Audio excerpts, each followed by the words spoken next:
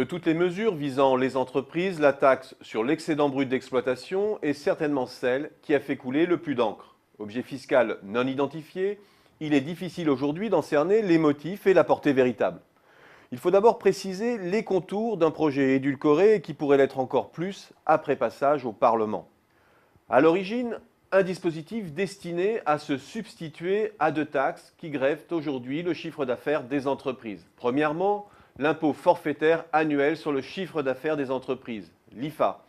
Un impôt qui s'adressait aux entreprises de plus de 15 millions de chiffre d'affaires et dont l'extinction était programmée de longue date. Un impôt qui aurait rapporté entre 500 et 600 millions à l'État cette année. Deuxièmement, la contribution sociale de solidarité des entreprises, qui s'adresse aux entreprises réalisant plus de 760 000 euros de chiffre d'affaires. Un prélèvement qui rapporte 5 milliards à l'État. À l'arrivée, au taux actuel de 1%, ce nouvel impôt rapporterait 2,5 milliards. Un taux bien en deçà des ordres de grandeur qui avaient pu circuler 3%, puis 1,25% et maintenant 1%, mais face auquel seul l'impôt forfaitaire est supprimé. Une majoration nette de la fiscalité de 2 milliards donc. Et c'est aujourd'hui moins le montant de l'impôt que sa nature qui fait grincer des dents. Assis sur l'excédent brut d'exploitation, cela veut dire qu'il porte sur le chiffre d'affaires diminué des charges de personnel et des consommations intermédiaires. Une base donc plus étroite que le chiffre d'affaires, mais qui demeure large. Elle comprend, contrairement à l'IS, les intérêts et les amortissements.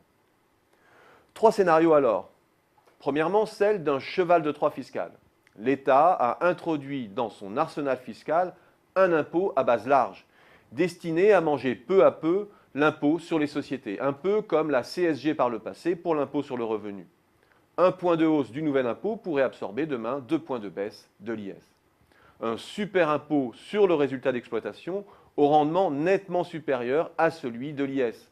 Un impôt qui n'aurait pas les inconvénients de la base gruyère de l'IS. Un impôt qui pourrait aussi demain absorber d'autres impôts sur la production et servir d'outil de simplification. Comme il pourrait aussi demain être un superbe instrument d'accroissement de la pression fiscale sur les entreprises les plus capitalistiques.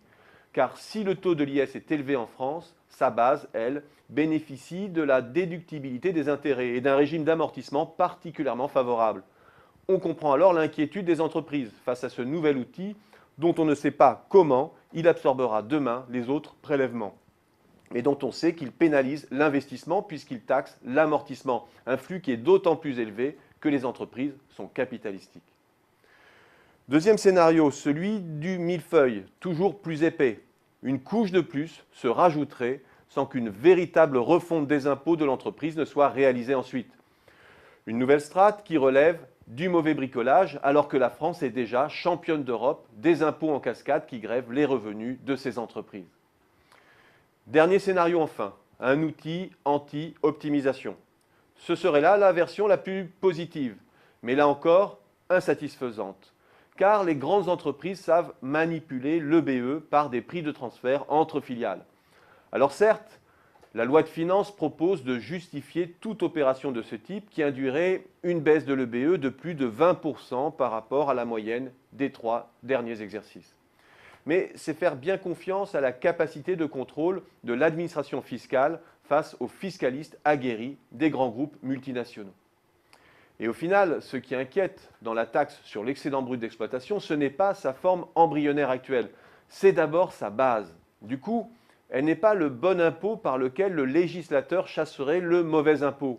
L'inclusion des intérêts est justifiable, celle de l'amortissement ne l'est pas.